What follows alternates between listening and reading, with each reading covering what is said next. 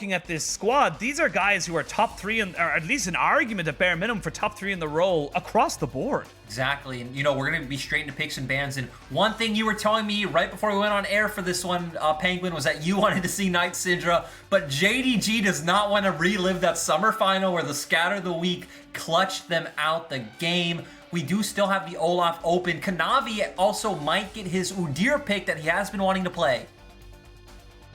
Yep, might be able to get it. There's still plenty options on the board.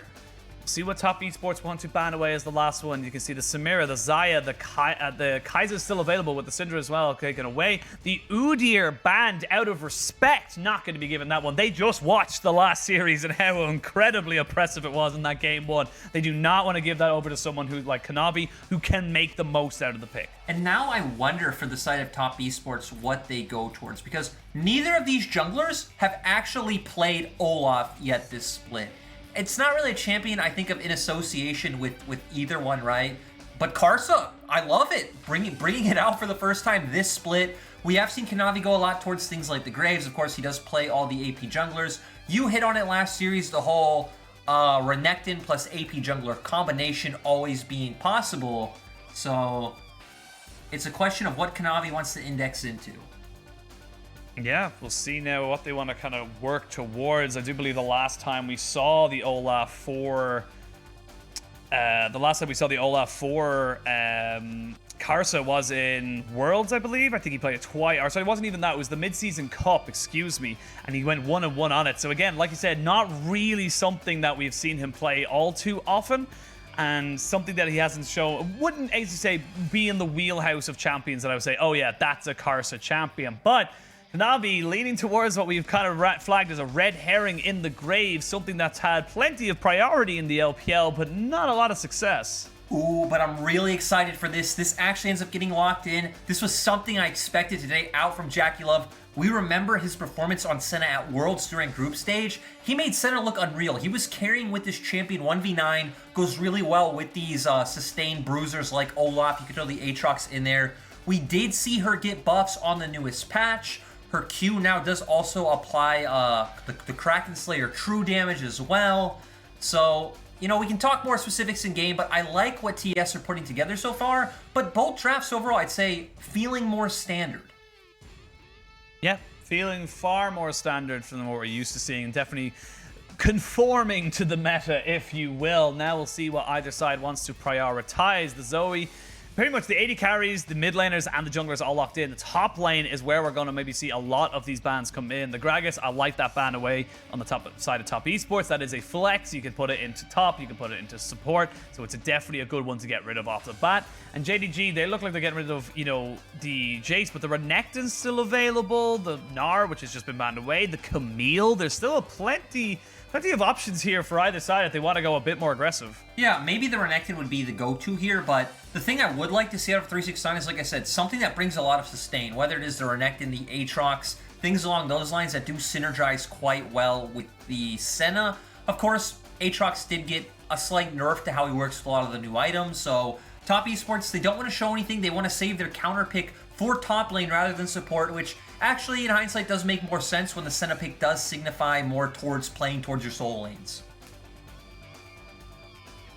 See what they want to go for here. The Leona locked in, like you said, keeping the Senna relatively safe, as well as having pretty decent engage options to jump in with the Olaf. The Galio locked in for JDG. That's going to be going over to Lumao in the bot side. And what do you want to blind pick now into this top end? You still have the Aatrox available. They are locking it in. But again, like we said, there's a lot of options here for 369, whatever he wants to go with. Yeah, and it just does end up being the Camille, so sets up really well for the split push later on in the game. But interesting comps coming out from both sides, like we already said. The thing I like about JDG is taking the Galio into the Leona matchup. He is able to get push on the wave, so whether it's for a roam or to get like tempo on a reset and get on the map first, you can expect to see Lumao influencing the map with Kanavi early on. I don't think you really have too many places. Maybe we do look for a lot of skirmishes towards that bot side river. And for top esports, the comp really signifies playing around the top side of the map, right? Especially after that level 6 mark where we do the Dawning Shadows coming out from Jackie Love and enabling 369 to win his lane, who's actually taking 2 combat summoners as well, TP and Ignite. we've seen this a couple of times. It is risky, but it's definitely something that can work out in your favor if you can get it going. So roster's locked in. Lyric, I'm going to ask you, which one are you preferring right now? I actually really like top esports comp, and I'm going to be honest, a bit of it might be the excitement over seeing this Senna pick. We did see it over in the LEC, the past weekend, so it's cool that it's making its way here, because even when Senna was meta all across the world 2020, we didn't really have that many 80 carries that played it. Jackie Love coming into Worlds was one of the only ones. Yep, and if you're wondering why we're seeing it, she did receive some buffs. I think one of the most important ones was that her passive Absolution gives her 5 more gold per missed rate. So that is a hell of a lot of extra gold going income into a champion that can utilize it to its fullest. Yeah, definitely agree. And again, she just got a ton of changes overall.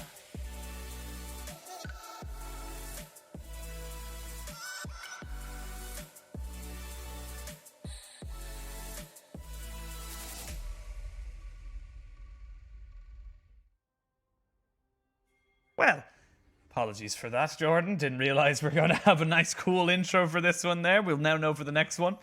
We are jumping on to the Rift, but just back to your point on Senna, we talked about the extra goal that's going on to her and why she's just kind of becoming more prevalent in the pro play. Yeah, she also got her attack speed ratio got buffed. Again, her Q can now apply Kraken Slayer. The true damage it counts for a stack of that. You're on minions you don't kill, you have a higher chance of dropping rates. There's a really new cool build that people are going as well. We saw Reckless pull it out. It's Kraken Slayer into Rage Blade into Rapid Fire Cannon. Your Ginsu on hit applies now to all the targets that your Q hits. We already talked about the synergy it has with Kraken Slayer, and it's just a really cool, interesting build that gives Senna way more DPS than she had before.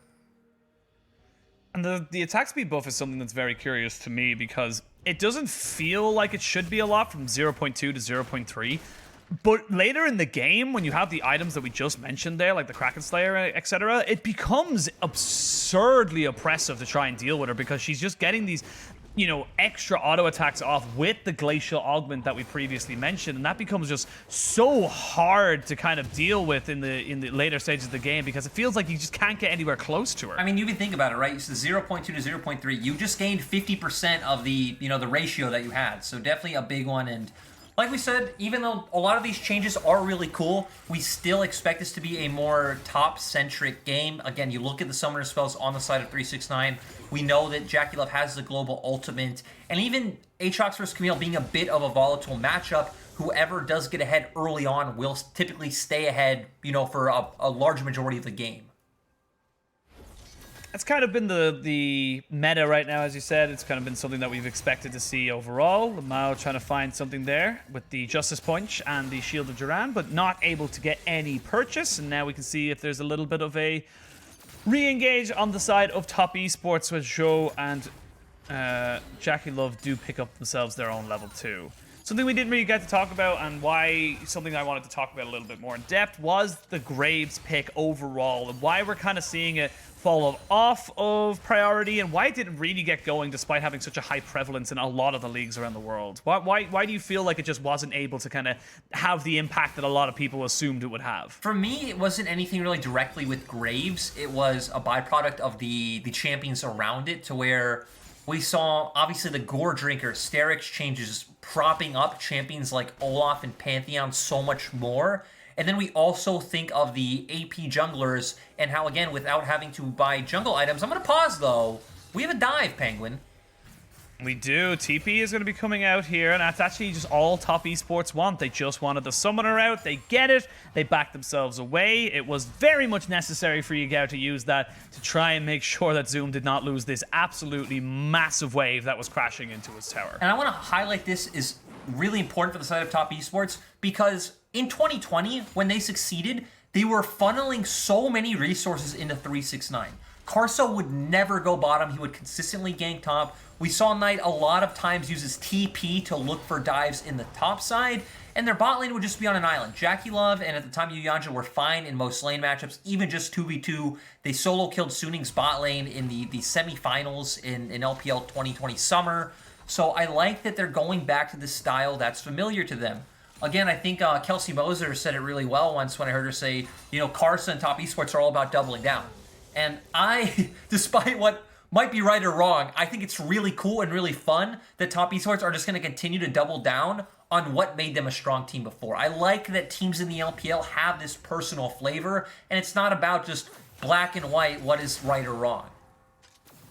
But that's kind of, I suppose, what made them a top 4 team at Worlds last year. It was their style, and they knew how to play. It's what made RNG with Uzi so crazy hard to deal with, because yes, they're going to funnel like an absolute, unholy amount of money into Uzi. It doesn't matter because they're so good at executing on it that it doesn't matter that you know about it, because they can just keep doing it and it doesn't change anything. That's the kind of LPL style from what we've seen from the top teams, and that's kind of what worked for them, and especially for the likes of IG, FBX, in 2018 and 2019. Penguin, they had their styles. You have a gank coming though, Penguin.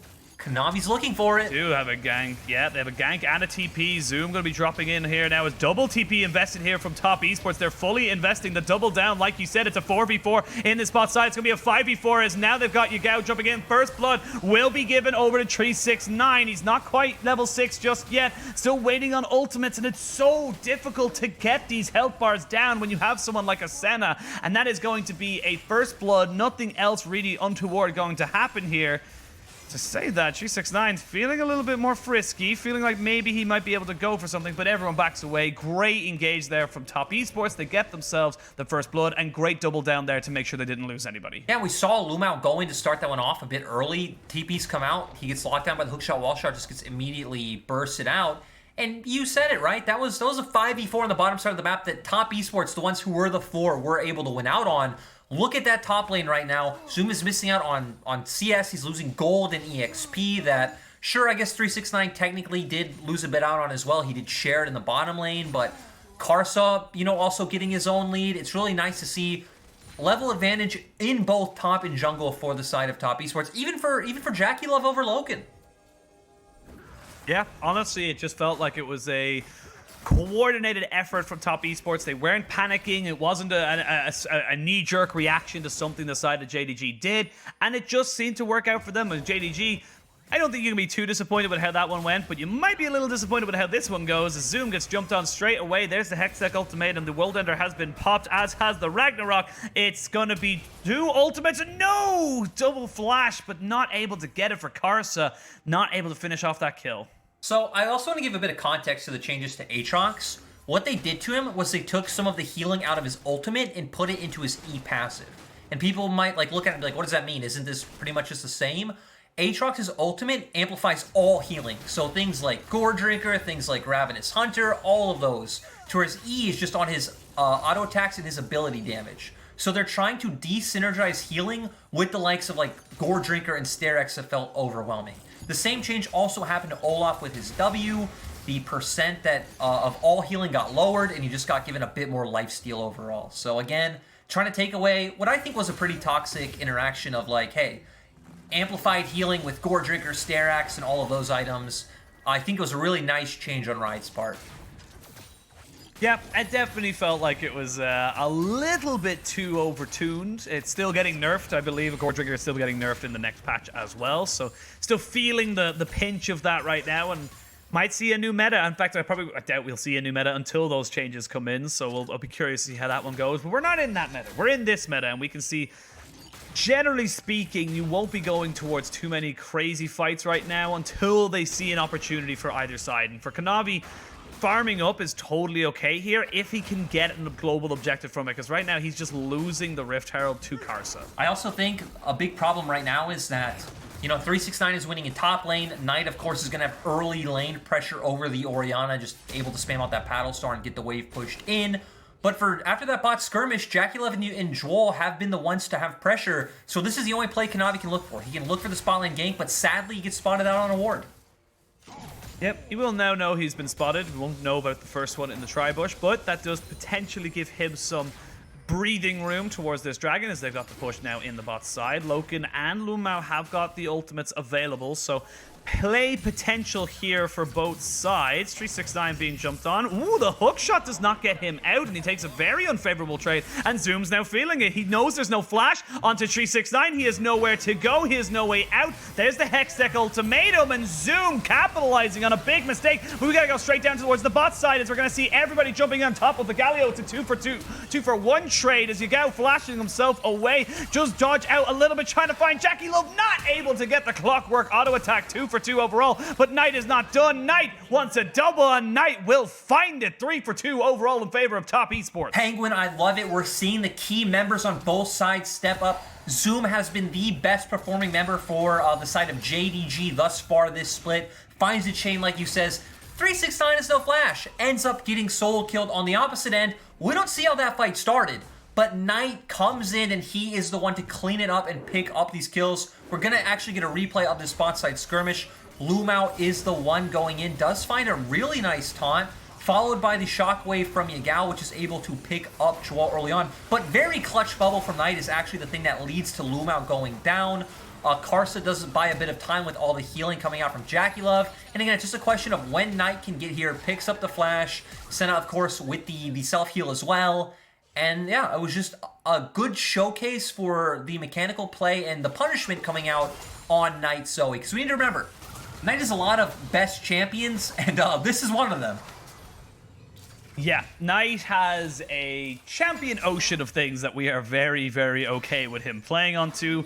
Just having a quick look at the items, actually see Olaf Karsa picking up that Gore Drinker now. He is a very powerful Viking, as 369 needs to be very careful, does not want to be caught out again. And again, we're seeing Knight with this Zoe just able to make things happen. And not even just Knight, we're just able to see, you know, generally LPL mid laners make this Zoe into such a potent pick coming into these skirmishes, because you get 1 or 2 paddle stars, there's not a lot of resistances on the enemy team, and they will just get melted. Yeah, and again, it's just going to give them even more mid-prio. Looking at the state of the map, I'm actually surprised. I expect Karsa to go towards that bottom lane and maybe potentially just throw Rift Herald down there, but I would have liked to see him path towards top, give some support to 369, who again, indexed into these double aggressive summoners and start getting gold onto him. But, you know, they're just going to go straight for this dragon. Zoom's TP is about to come up. They will have TPs on both mid and tops for both sides, but Karsa and Joe still very much in the priority, and mid lane as well, so very difficult to see how JDG are going to find themselves getting to the back of this. They looks like they're just going to try and give this one up. And that is going to be first Drake over to Top Esports. They have themselves about a 1,400 goal lead, or maybe just a little bit under it. They've got themselves a dragon lead, and this is where they can start to, you know, press the issue in this bot side, as Karsa has found Loken. And just going to keep him away from the turret. They've got Rift Herald. That's 2 objectives that they were able to get that Kanavi was not able to answer. And this is another thing that if they drop this is a throwback to 2020. They haven't done it just yet. They are taking more of these plates, maybe wanting to, like we saw last time, build up the resistances from the turret and then drop it. Obviously, the true damage charge. They are going to do that. And to where I think it would make more sense to drop this either mid to open the map or top to get gold on 369. We saw in 2020 a lot of times they would still just give Herald Gold over to Jackie Love because they hadn't given him any attention in the early game laning phase. So still, they're going to open up a side lane. If they do want to rotate their bottom lane towards top side, they can put 369 down bot. But as we've been seeing in these top lane trades, he's actually not winning up against Zoom anymore. No, Zoom has found the advantage, and it's the risk you take when you take the Ignite over something like the Flash, is that when you do have those small little blunders, those little bit of a missteps, it can be horribly punishing, because that hook shot this early in the game does not have a short cooldown. You need to be so careful of how you're utilizing it and when you're going for those trades. So great to see that Zoom is able to capitalize on that, but for Top Esports, this feels like vintage them. Like you said, Jackie Love, Knight, they feel like they're the ones that are kind of being the carries for their team, as they should and as they have been, you know, for you know, just being just great in their role. And it also just goes to the kind of jungler Karsa is, you know, to go along with those two, for the fact that Top Esports have always been a team that have focused much more on propping up their laners and kind of supporting their strong laning phases, rather than trying to, again, play through jungle camps or tempo. It's all about just kind of hard forcing the advantages that Jackie Love and Knight, in 369 as well, right, can find on their own. Now, where do you perceive the next fight going down? You can see now there's a bit of a hover happening towards this top side of the jungle. I doubt either side really wants to fight over nothing, but this is the LPL. I have been surprised by very little in terms of what they will deem worthy of a fight.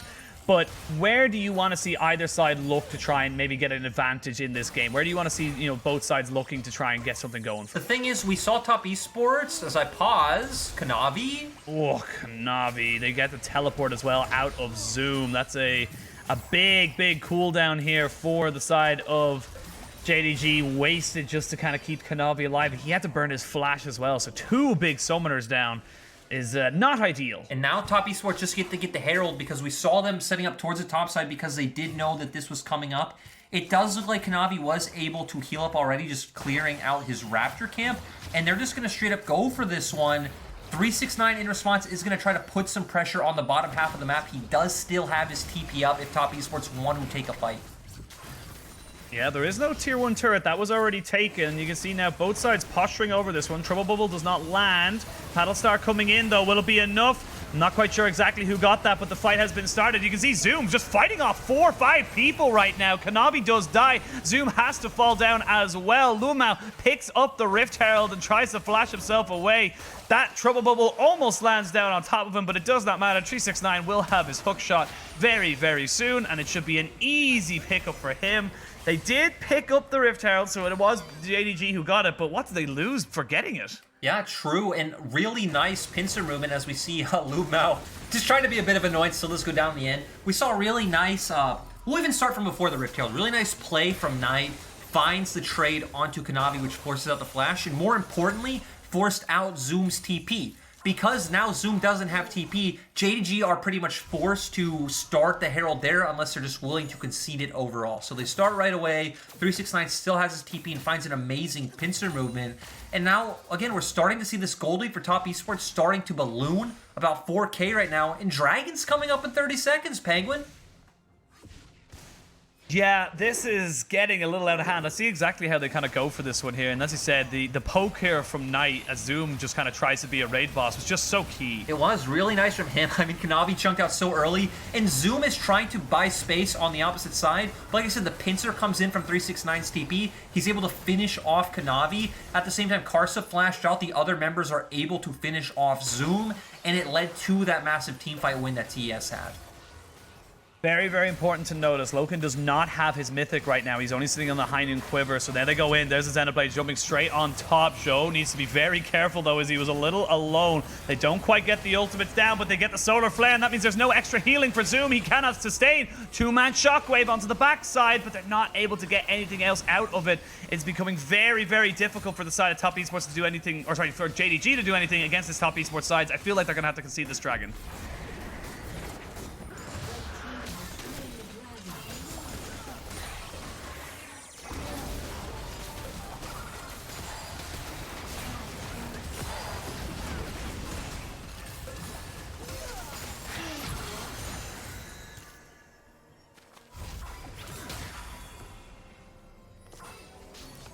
Oh, we seem to have a little bit of a disconnection there. We seem to be back down. I'm not quite sure exactly what's going on with Lyric, but I am back into the game, and we seem to be back going there. Apologies for that, ladies and gentlemen. Slight technical issues there. But overall, what ends up happening was no one else ended up dying. We did see the Dragon going down, and the mid lane turret was not traded in for JDG, so they didn't even get anything out of it. Lyric, are you with me, my friend? Penguin, I am always here, right by your side. I mean, across the world, but, you know, right by your side on this broadcast. And, yeah, I mean, again, we had a bit of a disconnect. The game is still trucking forward for the side of top esports. We even see right now Knight taking another turret, so they're starting to break down these structures. Now it's going to be about getting a lot of deep vision in JDG's jungle, but Joie is going too deep. He's a little bit too deep. They do knock back the blast cone as well. He's going to try and turn it around. The exhaust to go down onto Kanavi, but a nice opportunistic pick here for JDG as they try to shore up this 5,000 gold deficit they find them in. I feel like that was more of a pick that Top Esports gave them because, okay, we see Jackie Love has control of the mid lane, Knight forces down this turret, Karsa's in his own jungle, like clearing out his camps, and Joel's solo invading. So I'm not quite sure what the miscommunication was. You could have very easily had Karsa and Joel together walk into the jungle and Knight hover over after taking that turret. But somehow we just have Joel walking in alone, maybe thinking that, you know, hey, no one's on this side of the map. They're going to need to contest us on mid wave and catch the wave that 369 is pushing bot. But that wasn't what happened. No, it was not. And again, looking towards what we said, you know, talked about coming into this game, we talked a little bit about the Senna build. She's now on 2 items versus the no items, effectively, of, you know, JDG. They're trying to see if they can find something. There's the killer instinct, but you just don't have the damage. You don't have the range. They do force Jackie Love to flash and heal away. He keeps himself alive. An almost perfect pick there for JDG, but I feel like the lack of a Gale Force or even a Kraken Slayer there for the Kaiser was detrimental to honestly not being able to finish off that pick. Definitely agree, and we're still going to see JDG going for it. Zoom finds the chain, but nothing, Penguin. Nothing once again. This is kind of what we alluded to a little bit on Top Esports' side when we came into this year. This is not the Top Esports that we have been seeing since 2020. This is not the top esports that we, you know, kind of like see as utterly dominating and just able to win off of all lanes. These small little mistakes have crept into their gameplay and have honestly been hampering them at the start of this split. I'll have to pause myself a little bit as we might see a bit of an aggressive move here. They do land the chain. Solar Flare goes down as well. They're going to invest 2 extra ultimates. Loom out with Wall. And that's a good little pick there. And that's, again, for JDG, that's another little thing that we kind of noticed. As TP came in from Zoom, Shockwave has landed. Jackie Love has no summoners this time, and he will fall. So it's a 1-for-1 trade, but they're trying to jump onto Zoom, who has got the Gore Drinker now, keeping himself alive and sustained. But there's no extra damage. There's no extra follow-up. So it ends up being a 2-for-1 in favor of Top Esports. This is, it's scrappy, and that's not what I would regard these two sides as, even when they fight against each other. To be fair, right, we did see them go very back and forth in both finals. I would say in the regular splits it was a bit different. For context, Top Esports actually 2-0'd JDG in both times they met in the regular split in 2020. It was a fairly one-sided affair, but this definitely looking closer to the playoff matches they had of being very brawly. These teams know each other very well. And I also like that we saw the hints of, you know, the Jackie Love that we came to know in 2020 of sometimes he walks forward to get off that one more auto to get a bit more damage, and suddenly he just gets popped because he has no summoners. Yeah, it's definitely a build that can, or a champion that can be capitalized on that if you do not have your flash, if you do not have the support there to keep you alive. We'll have a quick look down towards the items as we start to hit the 22-minute marker just beyond it. You can see the Divine Sunderer there for the Camille, Gore Drinker Sterex for Karza, so he is a very, very angry and very, very scary Viking. Big items as well, 2 items for the Zoe, so as we see both teams posturing around this dragon. No TP available for Zoom, so he's going to have to join his team pretty quickly. Yeah, and I really like what Top Esports are actually doing right now, though. They're controlling this, the terrain with Knight's Poke over the wall and the Sleepy Trouble Bubbles. So despite the fact that JDG got pushed on mid-wave, they can't just walk straight into River. They need to wrap around like they just did. And still, Top Esports are the ones with the favorable position on the Dragon because of it.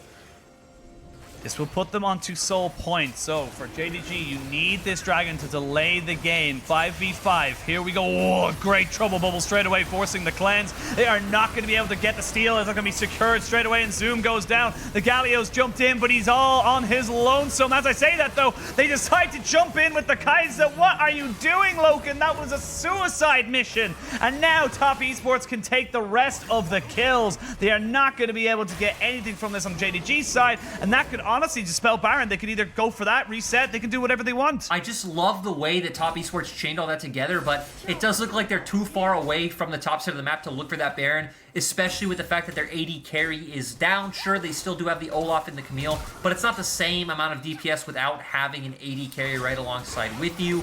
So they are going to take the win of just a gold advantage from the kills, as long as, like you pointed out, they're on Soul Point. You wait 4 minutes, you do it again, you're in an amazing position to close out this first game.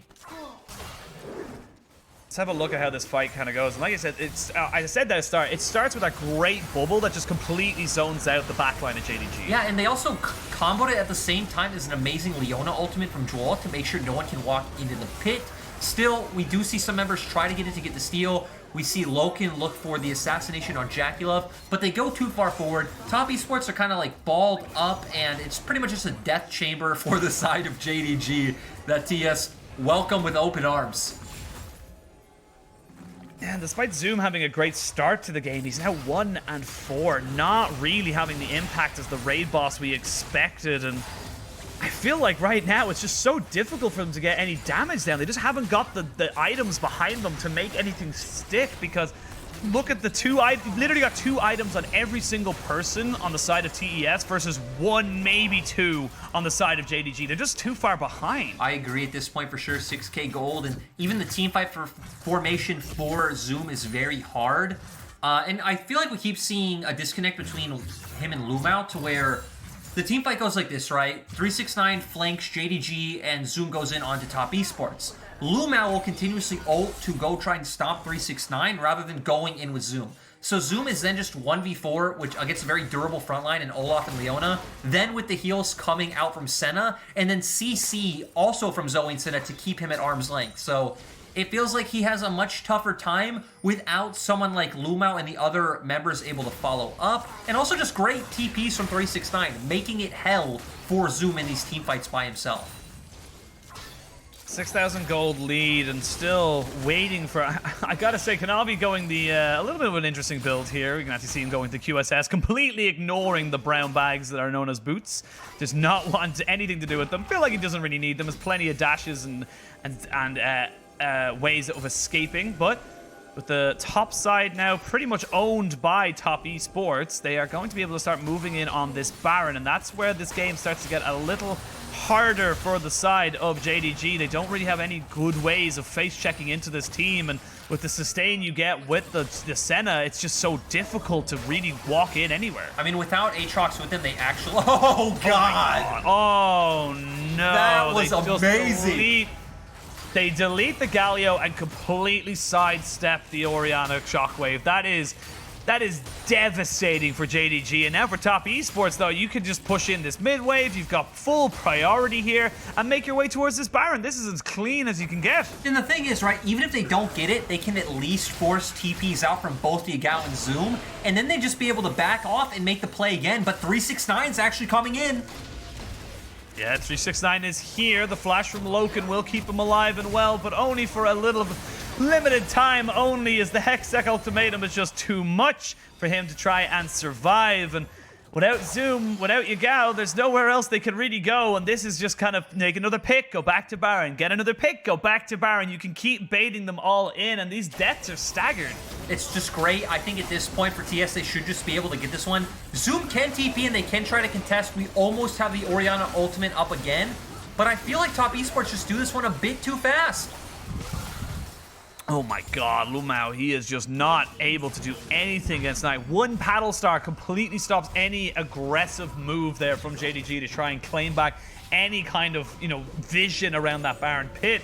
And then with the Baron taken, dragging up in just over 20 seconds, this feels like it's going to be Top Esports just running away with the 2 big objectives. Yeah, they're just going to back up on the map, right? We already have Drake up. They have all their key abilities up, even across the board, all summoners, right? We have all flashes on the side of Top Esports. Their carries are under no threat, but look at Loken. Loken does have cleanse, but he has no flash. Knavi in the back of the pit did have to get himself off to the side of it. He did get the quick draw there, and half health onto Lumao means that even if he goes in on this with his ultimate, he's so squishy that he'll just be instantly popped. You can see Kanavi jumping in on the backside. They're trying to see if they can get anything going for them there, but their jungler is dead, and now the fight can really begin. 369 with the Hextech ultimatum on top of Loken. He's now dead. Dragon down. That's Ocean Soul. The Senna picking up 2 kills. This is going to be an ace for the side of Top Esports. They get everything, and they're going to be able to take this game. And Top Esports are keeping the tradition from last year in the regular split alive, just completely dominating JDG. Beautiful performances across the board from members of Top Esports. This is the momentum we were talking about. Yes, Top Esports are 2-2, but they are looking far better in their last 2 games than their first 2 games. This is only game 1, but a fantastically dominant way to win it. And this is exactly what we thought this was going to be for them. As we can see now, the side of JDG aren't quite just done yet. They will pick themselves up a couple of kills, 3 there on the back end, but it will not be enough to stop the inevitable. Top Esports take game 1. You know, before we praise Top Esports, I know you hit on it, but then a team fight got to appear. I still think it's very weird that we don't see boots out of Kanavi. I just feel like you're not